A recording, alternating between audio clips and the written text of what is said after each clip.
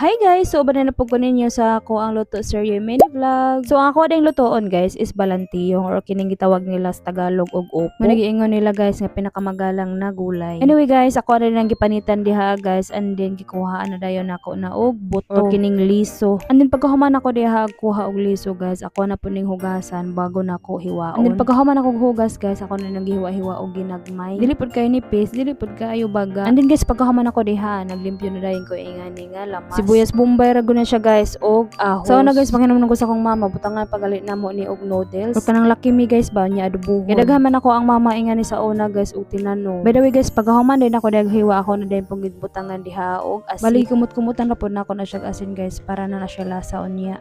Nya butangan na ako nagbantika guys, gamay ra gud kaayo panggisara inganing ahos ug bombay. Kay kini akong ihalo ingani guys is corned beef raman. Mahal man ang karne guys, so sibog taning corned beef. Pero lami gud ni siya butangan og karning baboy or karning manok. Nya ako magluto ko ingani guys, unahon gud nako gisa ning corned beef kaysa sa gulay. And then guys, gibutangan ra pud nako gamay tubig diha kay basig mohubas. And then gibutngan ra pud nako nagpaminta, magic sarap. Wala sana ako na siya butang asin guys, kay ako man na siya dumutan gani nag-asin. And then pagkahuman nga nagluto guys, usa na ako gitilawan niya, okay naman. So mga una ta. Og dili gyud mawala ang kape guys and then buwad niya itlog malasado. Kining kauban nako diri nga nagkaon na.